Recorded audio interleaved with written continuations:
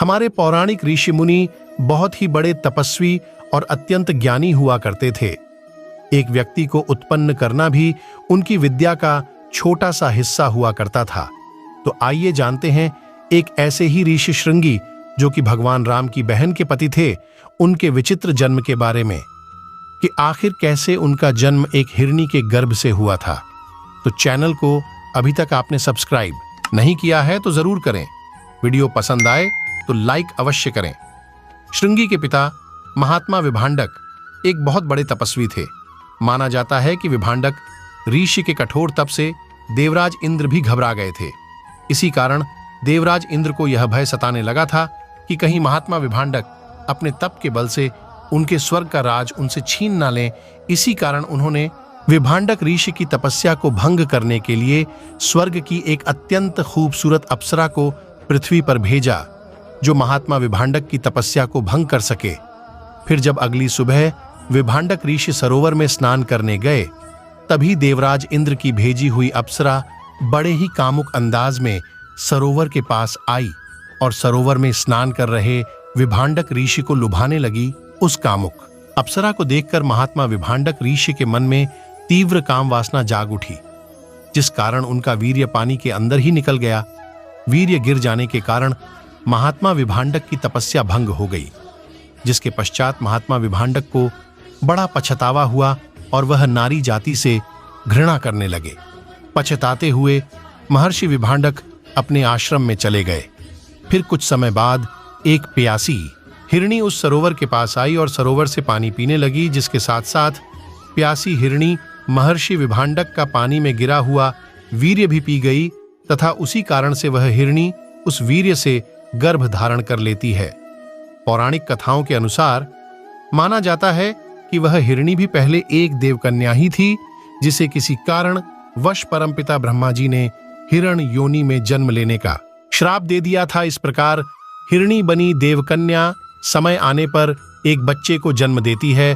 चूंकि वह बच्चा हिरण के गर्भ से पैदा हुआ था, जिसके कारण उसके माथे पर सींग भी उगा था। माथे पर सींग होने के कारण उनका नाम श्रृंगी पड़ा था। एक मान्यता यह भी है कि इंद्र ने महर्षि की तपस्या भंग करने के लिए उन्होंने अपने प्रिय अप्सरा उर्वशी को भेजा था, जिसके प्रेम पाश में पड़कर महर्षि का तप खंडित हुआ और दोनों के संयोग से बालक श्रृंगी का जन्म हुआ। पुराण में श्रृंगी को इन दोनों का संतान कहा गया है।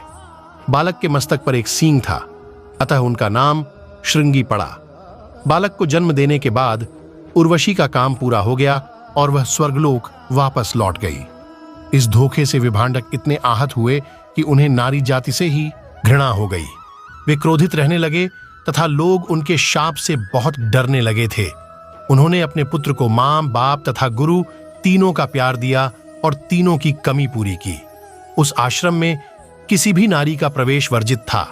वे अपने पूरे मनोयोग से बालक का पालन पोषण किए थे। बालक अपने पिता के अलावा अन्य किसी को जानता तक नहीं था। सांसारिक वृत्तियों से मुक्त यह आश्रम साक्षात स्वर्ग सा लगता था। यह आश्रम मनोरमा, जिसे सरस्वती भी कहा जाता था, के तट पर स्थित था।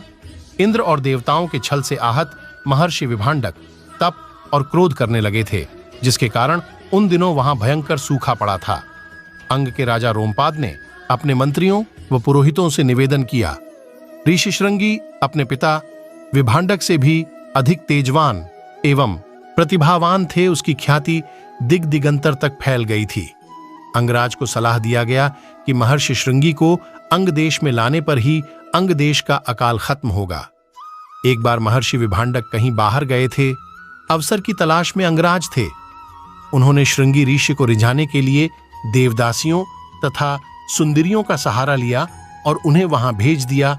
उनके लिए गुप्त रूप में आश्रम के पास एक शिविर भी लगवा दिया था। त्वरित गति से उस आश्रम में सुंदरियों ने तरह तरह के हाव भाव से श्रृंगी को रिझाने लगी। उन्हें तरह तरह के खान पान तथा पकवान उपलब्ध कराए गए। श्रृंगी इन सुंदरियों के गिरफ्त में आ चुके थे। महर्षि विभांडक के आने के पहले वे सुंदरियां वहां से पलायन कर चुकी थीं। श्रृंगी अब चंचल मन वाले हो गए थे पिता के। कहीं बाहर जाते ही वह छिपकर उन सुंदरियों के शिविर में स्वयं पहुंच जाते थे। सुंदरियों ने श्रृंगी को अपने साथ अंग देश ले लाने में सफल हुई। वहां उनका बड़े हर्ष और उल्लास से स्वागत किया गया। तब राजा ने श्रृंगी ऋषि को यज्ञ करने के लिए कहा। यज्ञ के बाद भारी वर्षा हुई। जनता इतनी खुश हुई कि अंगदेश में जश्न का माहौल बन गया।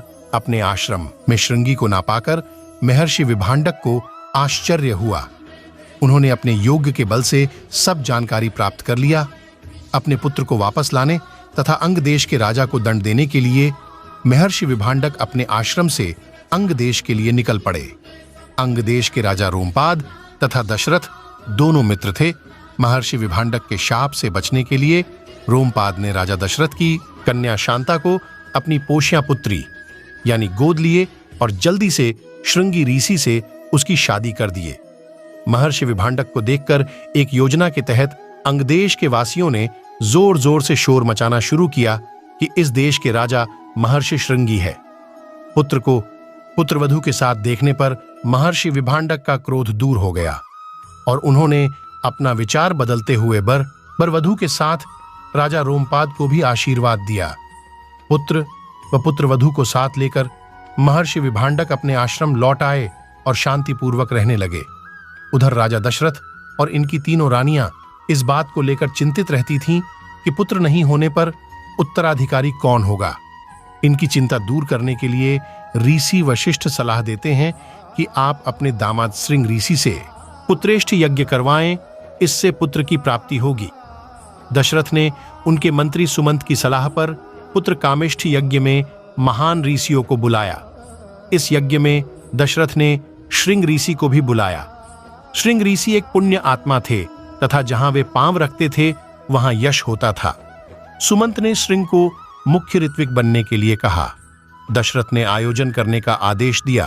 पहले तो श्रृंग ऋषि ने यज्ञ करने से इनकार किया, लेकिन बाद में शांता के कहने पर ही श्रृंग ऋषि राजा दशरथ के लिए पुत्रेष्ठ यज्ञ करने के लिए तैयार हुए थे। कहते हैं कि पुत्रेष्ठ यज्ञ कराने वाले का जीवन भर का पुण्य इस यज्ञ की आहुति में नष्ट हो जाता है। इस पुण्य के बदले ही राजा दशरथ को पुत्रों की प्राप्ति हुई। राजा दशरथ ने यज्ञ से प्राप्त खीर से राम, लक्ष्मण, भरत और शत्रुघ्न का जन्म हुआ। श्रृंग ऋषि फिर से पुण्य अर्जित करने के लिए वन में जाकर तपस्या करने लगे। जिस स्थान पर उन्होंने यह यज्ञ करवाए थे वहां एक प्राचीन मंदिर बना हुआ है। यहाँ श्रृंगी ऋषि व माता शांता का मंदिर बना हुआ है। इनकी समाधियां भी यहीं बनी हुई हैं। यह स्थान अयोध्या से पूरब में स्थित है।